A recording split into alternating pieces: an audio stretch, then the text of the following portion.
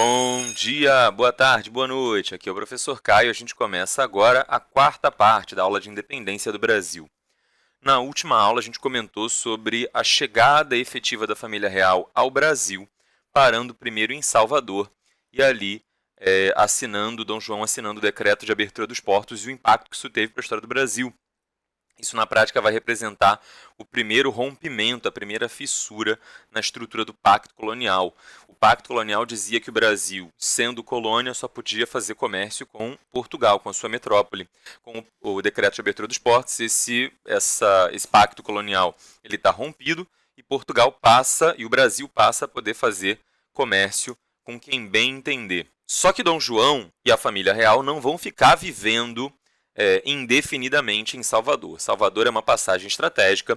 Tem pessoas que defendem que Dom João escolhe parar em Salvador justamente porque ali há relativamente pouco tempo antes havia acontecido uma revolta emancipacionista, a Conjuração Baiana, e que a própria parada, a própria escolha, a presença de Dom João e sua família ali seria um sinal, uma demonstração política de apoio a população local, uma tentativa de trazer a população de Salvador para o lado da família real e tentar eliminar qualquer má relação que pudesse restar. Então a intenção da família real não era permanecer definitivamente em Salvador, até porque Salvador já não era mais a capital do Brasil. A ideia da família real, quando veio para o Brasil, era justamente vir para a capital do Brasil, que já era o Rio de Janeiro. E é assim que acontece, depois de algum tempo lá em Salvador, a família real novamente arruma as malas, entra nos navios e vem aqui para o Rio de Janeiro.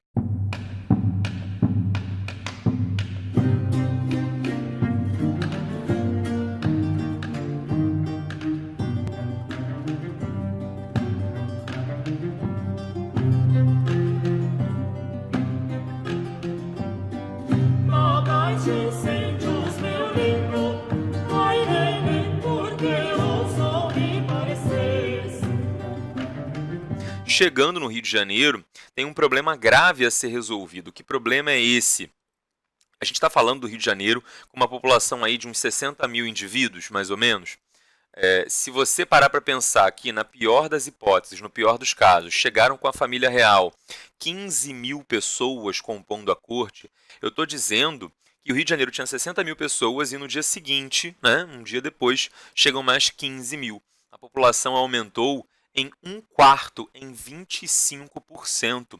A população do Rio de Janeiro hoje, a população do Brasil hoje, ela tem um crescimento vegetativo ali na casa de 1 a 1,5% ao ano, que significa que em um ano a gente tem 1,5% a mais de pessoas morando no nosso país, e isso cria uma série de implicações, tanto para conseguir habitação para todo mundo, quanto para conseguir emprego, para manter a produção de alimento e dos demais itens de primeira necessidade em quantidade necessária. Se a produção não cresce, mas a população cresce, a demanda aumenta, estimulando, fortalecendo um processo de inflação. Então, isso existe hoje, 2020, com uma população de 1,5% a mais a cada ano, um crescimento de 1,5% a mais da população a cada ano. Imagine você, uma população crescendo 15% de um dia para o outro. Um dia tinha 60 mil pessoas aqui no Rio de Janeiro, no dia seguinte a gente vai ter 15 mil pessoas a mais. Isso vai gerar uma forte pressão inflacionária, mas principalmente havia uma necessidade de prover, de providenciar habitação para todo mundo. Principalmente quem está vindo com o Dom João não é a população carente de Portugal, é a elite de Portugal. Vai fazer o que com essa elite de Portugal? Vai deixar esses caras morando em barracões? Vai deixar esses caras morando em barracas de camping no meio da praça? Óbvio que não. A gente está falando dos nobres mais nobres de Portugal e eles queriam as melhores residências.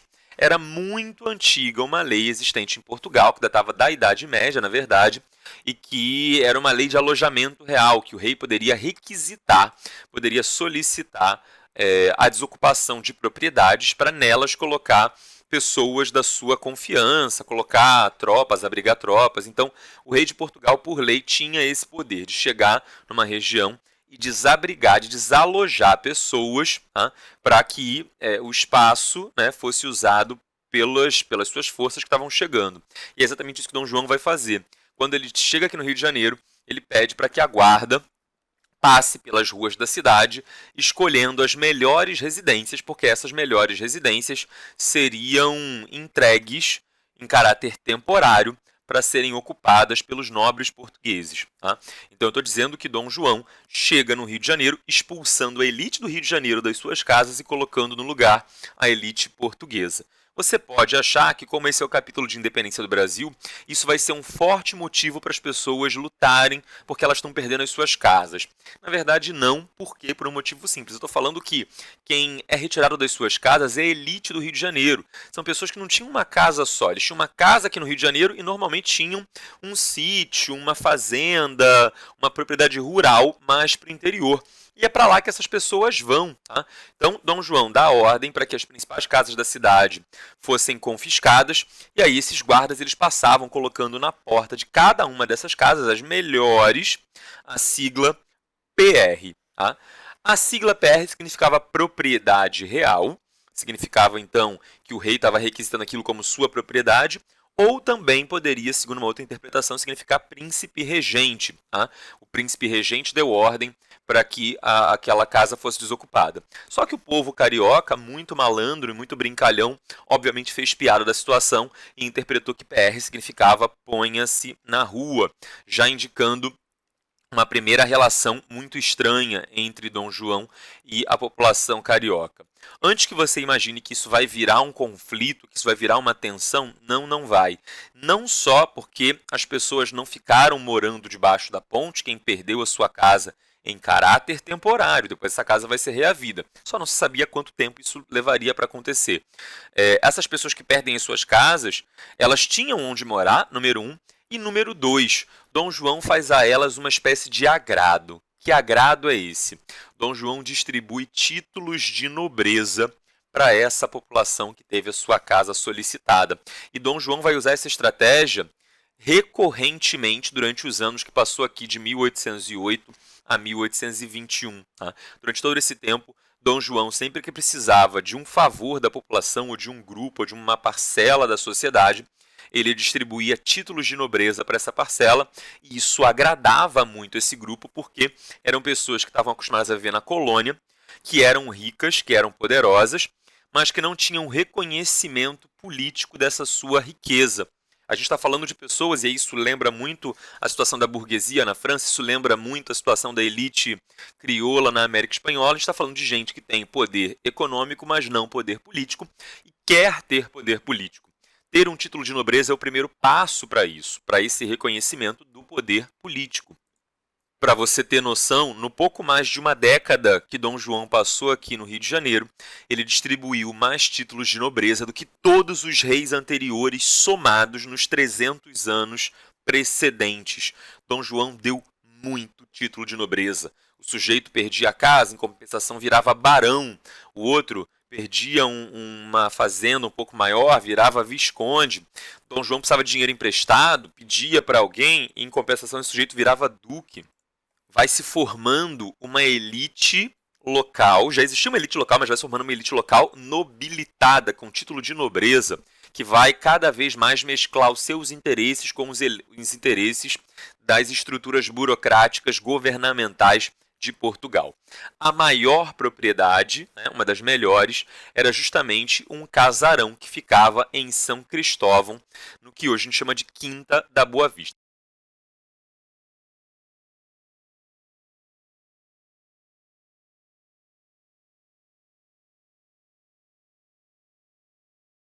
Ali na Quinta da Boa Vista havia um enorme casarão, que era de um traficante de escravos, um comerciante que tirava a sua riqueza justamente de buscar seres humanos na África e escravizados, vendê-los aqui no Rio de Janeiro, para a elite local, e alguns desses escravos, desses escravizados, iam abastecer as minas de ouro lá do interior e fazer todo tipo de serviço em que normalmente um escravizado era empregado. Então era um sujeito muito rico, que tinha muitos bens, muita riqueza e muita propriedade, que não vai ficar morando debaixo da ponte e vai ceder o seu casarão ali na Quinta da Boa Vista para Dom João morar.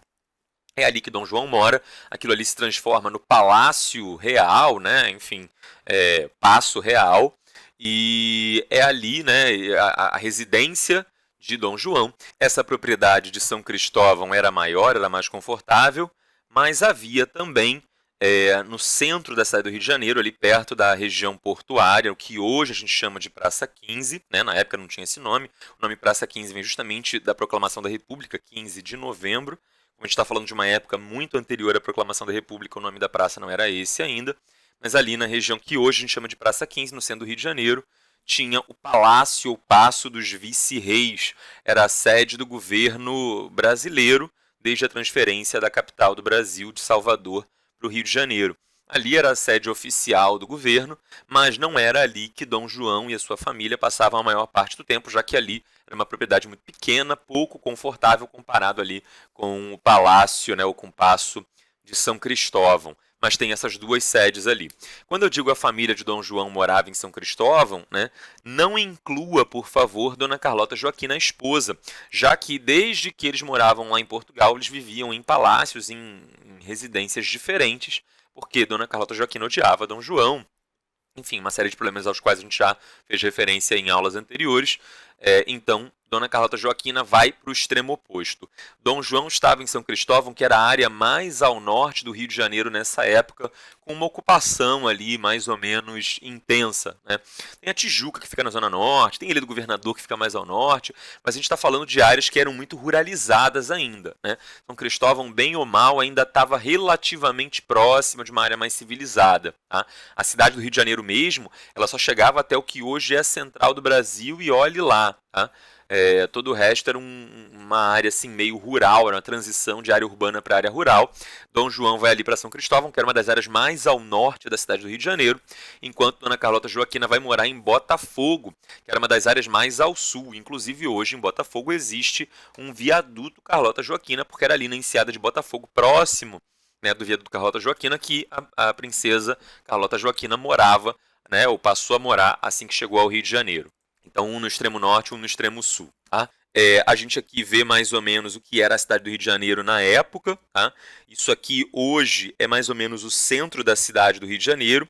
A gente está falando de uma população que em 1700 era de 4 mil indivíduos, que na mudança da capital em 1763 era de 40 mil indivíduos, que alguns anos depois, em 1808, era de 60 mil indivíduos, e o séquito real, ali a corte, chega com 10 a 15 mil, provavelmente, né? Na pior das hipóteses, 15 mil indivíduos, então um aumento aí de um quarto, né, de 25% da população do Rio de Janeiro. E aqui a gente vê a população quando Dom João vai embora. Rio de Janeiro já tinha 150 mil indivíduos, a população tinha mais do que dobrado, tá? Desde a chegada da corte aqui. E essa gente toda se aglomerava nessa área. Isso aqui é o Rio de Janeiro, sendo o Rio de Janeiro.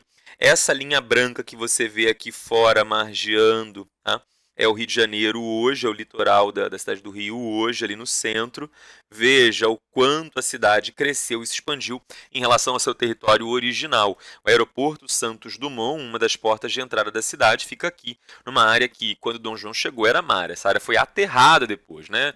Vários morros ali do centro da cidade foram demolidos e a terra desses morros foi usada para tomar ao mar, a Baía de Guanabara, esse espaço, e passou a ser densamente povoada. Tá? Aqui essa região, né? Aqui está o Morro da Glória, aqui a gente tem mais ou menos o que hoje é a sede da Prefeitura do Rio, está mais ou menos por aqui, né? Então a gente vê aqui a sede da Prefeitura e aqui a gente tem a Glória, né? A zona sul mesmo do Rio de Janeiro era também área rural, Ipanema, Leblon, mesmo Botafogo, São Conrado mais ainda, enfim. Não é que não houvesse ninguém nas outras áreas, né? Região de Jacarepaguá, tinha gente, mas era principalmente fazenda, sítio, então você tinha uma densidade populacional muito baixa, era praticamente área rural, tá bom? Quando Dom João chega aqui, ele percebe, e horrorizado, e ele e toda a corte percebem com ele, que a cidade do Rio de Janeiro era uma cidade feia aos olhos de um europeu. Aquilo que hoje mais causa orgulho, né, que mais causa motivo de felicidade para a população carioca, que é a nossa natureza, que é muito bonita, isso era considerado terra inculta, né? Uma terra que não teve a mão humana. Isso era feio aos olhos de um europeu. Praia, por exemplo, era uma coisa que não se frequentava nessa época, a não ser por motivos de saúde. Tomar banho de mar era recomendação médica quando você estivesse doente, mas não era uma coisa que se fizesse por lazer. Então, era muito frequente que, por exemplo, quem construía sua casa próxima ao mar, construía a casa de costas para o mar, né? Os fundos da casa virados para a praia e a frente virada para o lado oposto, porque a casa virada para o mar não era uma coisa bacana, bonita para os padrões da época. E era isso que o Rio de Janeiro tinha. Né? Era a sua beleza natural, era a paisagem, que até hoje é o que deixa muita gente aí de queixo caído quando vê a cidade do Rio de Janeiro. Mas em termos de ocupação humana, o Rio de Janeiro era muito modesto, né? Não tinha muitas ruas bem calçadas, não tinha prédios públicos suntuosos, não tinha nada assim que atraísse muito a atenção de Dom João e da corte. Então a gente está falando de um pessoal que veio para cá, um pessoal que vai morar aqui a partir de agora, que conseguiu as suas casas, bem ou mal, achavam as melhores casas do Rio de Janeiro pobres, comparados aos seus palácios lá em Portugal, mas vão ter que se contentar com isso. Agora, em termos de lazer, né, de estruturas públicas, de equipamentos públicos de lazer e uso cotidiano, isso praticamente o Rio de Janeiro não tinha. Praças bonitas e tal para se frequentar, isso praticamente o Rio de Janeiro não tinha. Então, Dom João vai ter uma preocupação enorme aqui de criar uma série de instituições para promover o avanço, o desenvolvimento, o luxo e o conforto dessa corte aqui no Rio de Janeiro. Por exemplo, é nesse momento que Dom João vai criar a Biblioteca Nacional, que na época era chamada de Biblioteca Real. Além disso, Dom João vai criar o Jardim Botânico na região que hoje é o Jardim Botânico mesmo, né? Ou seja, uma área bem isolada, era uma área ali estratégica, né? Próximo da região mais ao sul da cidade e relativamente próximo ali do litoral, então é uma área mais estratégica. Dom João vai criar a Escola Real de Ciências, Artes e Ofícios, que depois vai virar a Escola de Belas Artes. Dom João vai criar a Imprensa Régia, foi o primeiro órgão de imprensa do Brasil. O Brasil não tinha imprensa, antes disso era proibido por lei, sendo colônia. O Brasil tem um veículo de divulgação de informações, é o primeiro veículo de imprensa criado na história brasileira, é a Imprensa Régia. Assim que Dom João chega aqui, obviamente tinha um enorme controle, tinha censura dos órgãos oficiais sobre a imprensa régia, e a imprensa régia acabava sendo, na prática, um órgão de divulgação das ideais do governo. Né? Acabava que não tinha nenhuma crítica ao governo ali, não se noticiava escândalo de corrupção na imprensa régia, enfim, era um órgão de imprensa oficial. Tá? Além disso, não está colocado aqui, mas também foi criado nesse momento por Dom João o Teatro São João. O que era o Teatro São João? Tá? Que hoje fica na região em que hoje é ali no centro da cidade o Teatro João Caetano, né? Próximo à Praça Tiradentes. Foi o primeiro grande teatro ali foi o primeiro teatro importante aqui do Rio de Janeiro, né? E era frequentado pela corte. A corte ali ouvia ópera, ia ouvir música de câmara, música clássica e tal. E isso era um luxo, né? Feito para essa elite que chegou com Dom João. Tá? Além disso, Dom João também vai criar cursos universitários, vai criar faculdades, né, aqui no Brasil, principalmente faculdades de medicina, de direito, de engenharia, já que são os três grandes cursos, os três pilares que depois, ao longo de todo o século XIX, vão permanecer a base da formação da elite nacional. Né? Se o sujeito fosse bom de letras, de falar bem e tivesse interesse em humanas, ele ia para o direito. Se ele fosse bom de cálculo, de matemática, ele ia para a engenharia. E se ele fosse bom em ciências da natureza, ele ia para a medicina. Não existiam muitas outras profissões além disso para a elite brasileira. Não tinha psicólogo, não tinha jornalista. Normalmente o jornalista era um sujeito que era formado em direito, que não conseguia exercer, ou que não tinha interesse em exercer, né, o direito, mas ia ali para o jornalismo, por exemplo. Você não tinha praticamente faculdades para formação pedagógica de professores, né? Você tinha normalmente um indivíduo que era bom em matemática, um engenheiro que não conseguia emprego, que não queria exercer a engenharia, ele ia dar aula de matemática, de física, de química, enfim. Eram esses os cursos inicialmente. Então, Teatro São João é uma outra criação de Dom João e também faculdades. Tá?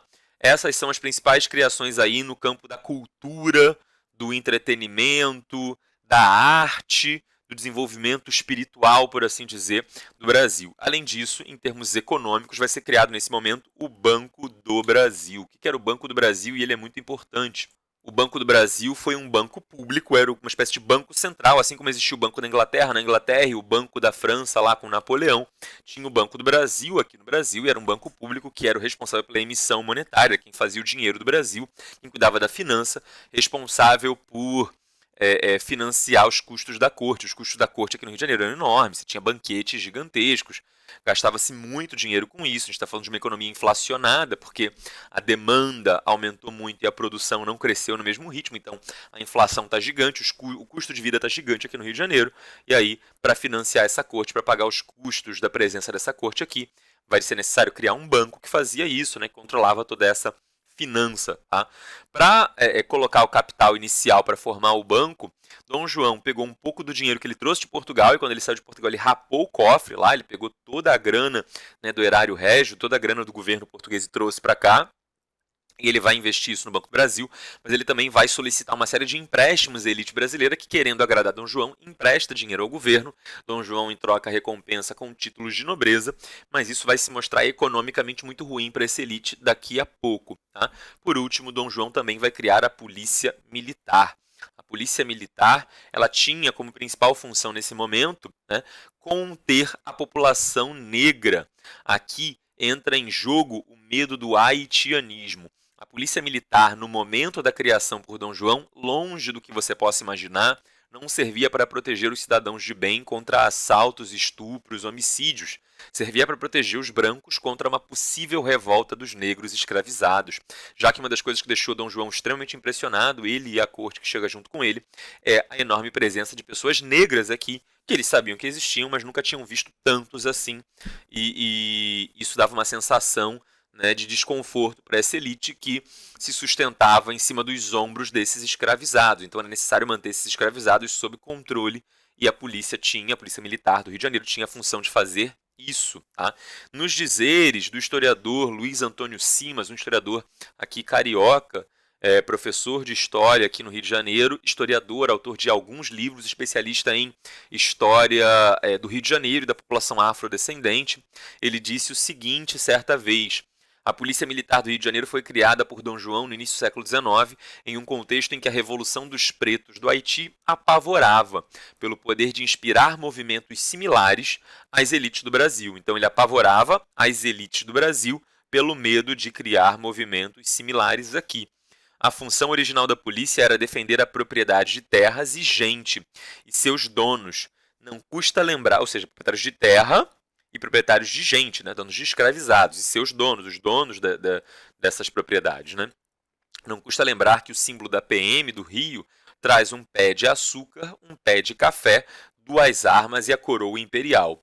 Mais explícito é impossível. O braço armado em defesa da propriedade e do poder. Está aqui o símbolo a que ele se refere, né? O café e o açúcar, as armas cruzadas. E aqui você vê GR, né? GR que significa Guarda Real, era o nome inicial. Tem aqui o ano no brasão, o ano de 1809, que foi quando Dom João cria a PM aqui do Rio de Janeiro. Tá? A PM foi criada para matar e morrer e nesse sentido é uma das instituições mais bem-sucedidas do Brasil. Mata e morre. Há, evidentemente, policiais do bem, mas a missão que justifica a corporação inscrita em sua história é defender o status quo, ou seja, né, a atual divisão do poder, contra ameaças, fundamentando essa defesa no monopólio da violência prioritariamente voltada contra os mesmos pretos e pobres dos tempos do rei. Tá? Então esse é um trecho aí de um texto do Luiz Antônio Simas, ele divulgou nas redes sociais dele, e é a visão que ele tem, um especialista aí em história da população afrodescendente e especialista na história do Rio de Janeiro, né, com alguns livros publicados. É importante dizer, e eu lembrei disso vendo o brasão ali com a data de 1809, quando eu falo para os alunos que Dom João cria essas coisas todas quando ele chega aqui no Rio de Janeiro, as pessoas normalmente acham que ele criou, no primeiro dia ele cria a PM, no segundo Banco do Brasil, no terceiro Jardim Botânico, no quarto ele cria o teatro, no quinto ele cria a faculdade, e não é assim. Na verdade, todas essas criações que eu concentrei num lugar só por um motivo de explicação, para facilitar a explicação, elas foram criadas ao longo dos 13 anos que Dom João passou aqui com a corte, né, com a família real e tal, não foi tudo do dia para a noite, isso foi sendo criado lentamente, eu coloquei tudo junto para facilitar um pouco a explicação. Outra coisa muito importante que Dom João cria em 1810, assim que chega aqui, já tinha o decreto de abertura dos portos assinado lá em Salvador, né, o Brasil já tinha aberto seus portos para a entrada de produtos estrangeiros, principalmente ingleses, mas a Inglaterra continuava pressionando Dom João, querendo mais. E aí vão ser assinados em 1810 os chamados Tratados de 1810, é o nome mais simples, era o nome que cabia aqui no cabeçalho, mas que também podem ser chamados de Tratados de Aliança e Amizade, Navegação e Comércio. Tá? O que esses tratados diziam, resumindo muito, trocando em miúdos? A Inglaterra ela pode vender produtos no Brasil? Pode, mas ela ia ter que pagar imposto de importação. Quando o produto chegasse aqui, ele ia ter que pagar um imposto. E a Inglaterra não queria pagar, por exemplo, o mesmo imposto que os Estados Unidos pagariam ou que outros países pagariam. Né? A Inglaterra queria uma condição mais favorável para si, para os seus produtos, do que qualquer outra nação. Então, esses tratados de 1810 vão dizer o seguinte, que se o produto vier de outras nações amigas, Estados Unidos, por exemplo, né, e for vendido para cá para o Brasil, ele vai ter que pagar um imposto de 24% quando chegar na aduana, na alfândega brasileira. Se quem trouxer esse produto for um comerciante português ou do Império Português, pode ser um cara de Angola, mas que Angola nessa época era parte de Portugal, não era uma nação independente, então conta como Portugal. Então se vem um produto de Angola para cá, se vem um produto de Moçambique para cá, se vem um produto de alguma outra região qualquer dentro do Império Português ou mesmo de Portugal, né? Portugal nesse momento está ocupado. Mas daqui a alguns anos vão desocupar Portugal e aí essa lei vale mesmo para lá, para a metrópole. Né? Então, sejam as colônias de Portugal, ou seja Portugal mesmo, depois de alguns anos, quando o território for desocupado, se vender um produto aqui para o Brasil, vai pagar um imposto de 16%. Já a Inglaterra, quando vendia para o Brasil, pagava um imposto menor do que Portugal, que era, entre aspas, aí, o nosso dono do Brasil. Então, a Inglaterra tinha uma condição mais favorável do que os próprios comerciantes portugueses.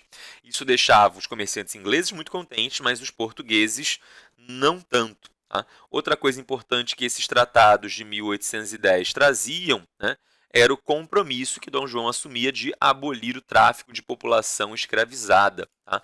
Não vai ter mais pessoas escravizadas sendo trazidas da África para o Brasil, pelo menos é o que promete Dom João nesse momento, promessa que ele não cumprirá e que o Brasil não cumprirá até os próximos 40 anos, até 1850. Tá? Só em 1850 que o Brasil começa de fato a abolir o tráfico de pessoas escravizadas vindas da África, mas Dom João já faz essa primeira promessa aqui. Por que isso é importante? A gente está falando de um momento em que a Inglaterra está se industrializando. A Inglaterra produz muito e precisa de muito mercado consumidor, ainda mais sofrendo um bloqueio continental lá na Europa. O que é um mercado consumidor? É gente que ganha salário, que ganha dinheiro e compra produto inglês. Isso é mercado consumidor. Se aqui no Brasil tinha muita gente que era escravizada, a gente está falando de muita gente que não recebia salário e, portanto, muita gente que não comprava produtos ingleses. Isso deixava a Inglaterra muito insatisfeita.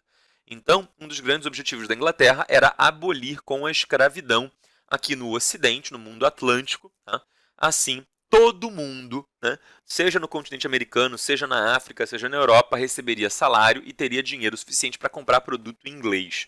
Então, a Inglaterra começa essa cruzada, essa luta para abolir a escravidão, né, e começa lutando a princípio contra o tráfico de pessoas escravizadas em 1810, pressionando Dom João a fazer isso. Isso era importante porque o Brasil era o país que mais traficava escravos no planeta. Né? A gente foi o país que mais traficou escravos na história da Idade Moderna. Né? Milhões e milhões de pessoas vindas da África. E muitas vezes esses escravizados chegavam aqui no Brasil e eram depois revendidos para outras regiões. Então, mesmo os Estados Unidos, que no sul tinham pessoas escravizadas, ou ali no Caribe, a região de Cuba, que tinham pessoas escravizadas, muitos desses escravizados chegavam ao Brasil primeiro e depois eram revendidos. Então, o Brasil era um grande traficante aí de seres humanos. Tá? E aí a ideia da Inglaterra era, pressionando o Brasil, pressionando Dom João, né, conseguir diminuir significativamente esse tráfico de escravos mundial. Tá? Esse aqui é um relato que conta mais ou menos como é que era o clima no Rio de Janeiro e no Brasil depois da assinatura desses tratados de 1810. Chegava de tudo. Muitas coisas eram práticas e úteis, como tecidos de algodão, cordas, pregos, martelos, serrotes, fivelas de arreios e ferragens em geral. Mas também havia excentricidades, como patins de gelo e pesadas mantas de lã que causavam espanto sob o calor úmido e abafado dos trópicos.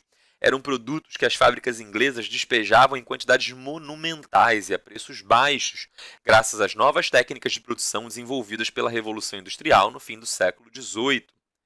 Sem acesso ao mercado europeu devido ao bloqueio continental imposto por Napoleão, a Inglaterra despachava esses produtos para o Brasil e outros países da América do Sul, onde desembarcavam por uma pechincha e causavam sensação entre os moradores, habituados à escassez e à má qualidade dos produtos pobres e artesanais que circulavam pelas colônias americanas. Isso aí é um trecho do livro do Laurentino Gomes, é um trecho que eu botei a imagem da capa há 3 ou 4 slides atrás, na aula passada, né, o livro 1808, que tem como subtítulo sugestivo: Como uma rainha louca, um príncipe medroso e uma corte corrupta enganaram Napoleão e mudaram a história de Portugal e do Brasil. Esse livro é um livro excelente para um público leigo ter um primeiro acesso, né, às informações da vinda da corte e os impactos que isso provoca no Rio de Janeiro. Não é um estudo acadêmico, mas é um livro de um jornalista que escreve muito bem, que escreve de um jeito muito interessante e tem inclusive uma versão infanto-juvenil. Então fica a recomendação aí para quem quiser saber mais detalhes da vida dessa corte maluca, né, que leia o livro do Laurentino Gomes como um primeiro contato com esses temas, né, para ter um gostinho inicial, né, sobre esse assunto que é muito interessante. Percebe? Né, causava sensação, ou seja, muita gente comprava esses produtos europeus, patins de gelo, um troço que simplesmente era inservível aqui no Brasil. Você não vai conseguir ter um lago congelado no Brasil em hipótese alguma, mesmo que neve lá no extremo sul, na serra, no inverno mais pesado, numa frente fria, não chega ao ponto de você ter um lago congelado no sul do Brasil para você poder patinar. Então, para que se comprava esse tipo de produto aqui no Brasil? Porque era uma espécie de ostentação. Você pendurava ele na parede da sua casa e quando visita chegasse, você falava: olha só que bonito que eu comprei, produto inglês. Era uma forma de você se mostrar. É tipo comprar celular da Apple, iPhone, né? Você não compra porque ele é o melhor, você compra porque você ostenta e mostra para todo mundo como você é rico, né? Você está jogando dinheiro pelo ralo e olha, eu tenho tanto sobrando que eu posso até comprar um iPhone e não me faz falta, né? Era mais ou menos assim que as pessoas se comportavam lá, comprando patins de gelo em pleno Brasil, em que isso era simplesmente inútil e inservível. Tá? Vamos fazer uma questãozinha aqui do Enem, analisando os impactos desses tratados de 1810 entre Brasil e Inglaterra. Eu, o príncipe regente, faço saber aos que o presente alvará virem, que desejando promover e adiantar a riqueza nacional e sendo um dos mananciais dela, uma das fontes dela, as manufaturas e a indústria, sou servido a abolir e revogar toda e qualquer proibição que haja a este respeito no Estado do Brasil. Traduzindo, esse alvará assinado por Dom João em 1º de abril de 1808, o Alvará de Liberdade para as Indústrias, esse alvará era um alvará que eliminava o alvará de Dona Maria I, o alvará de 1785, que proibia as manufaturas na colônia. Né? Então havia uma legislação proibindo manufaturas lá de 1785 e em 1º de abril de 1808 esse alvará anterior vai ser revogado por um novo alvará. Obviamente já está na cara que isso aqui vai dar errado, um negócio que começa em 1º de abril, né? Não tem como dar muito certo, no dia da mentira. A verdade que acontece é que, mesmo com uma autorização governamental para ter indústrias no Brasil, para ter manufaturas no Brasil, como o produto inglês ele chegava em grande quantidade, a gente acabou de ler o texto falando sobre isso, né? Como esse produto inglês chegava em grande quantidade e boa qualidade, se você tentasse aqui no Brasil produzir o seu próprio patins de gelo ou a sua manta pesada de lã, ou fosse qual fosse o produto que você quisesse produzir, a Inglaterra ela já conseguia trazer um produto equivalente, melhor e mais barato que o seu. Então, os tratados de 1810, eles acabaram sendo a grande causa pela qual o Brasil não consegue se industrializar no século XIX, ou pelo menos enquanto a corte estiver aqui, já que, afinal de contas, esses tratados, abrindo o Brasil para o comércio com a Inglaterra, matava qualquer chance de uma indústria nacional, porque a indústria nacional não tinha a menor condição de competir contra os baratos produtos ingleses. Talvez, quem sabe, impondo um imposto de importação maior, isso ajudasse a indústria brasileira, que ainda estava se desenvolvendo. Mas Dom João explicitamente abre mão disso com os tratados de aliança e amizade, navegação e comércio. O projeto industrializante de Dom João, conforme expresso no Alvará, não se concretizou. Que características desse período explicam esse fato? Ou seja, não se concretizou pelo quê? O que estava rolando aqui no Brasil que impediu essa concretização? A ocupação de Portugal pelas tropas francesas e o fechamento das manufaturas portuguesas. Foi isso que não deixou o Brasil ter manufatura? Não, né? O que está rolando lá em Portugal nesse momento afeta muito pouco, não tanto, o Brasil assim, em termos econômicos. A dependência portuguesa da Inglaterra e o predomínio industrial inglês sobre suas redes de comércio é esse o nosso gabarito, tá? A Portugal, enfim, quando aqui fala dependência portuguesa, a gente está falando de todo o Império Português, inclusive o Brasil, né? Essa dependência de todos os territórios portugueses em relação às mercadorias inglesas é o que simplesmente inviabilizava uma produção local, já que o produto inglês chegava sempre melhor e mais barato e a produção local acabava indo à falência depois de pouquíssimo tempo.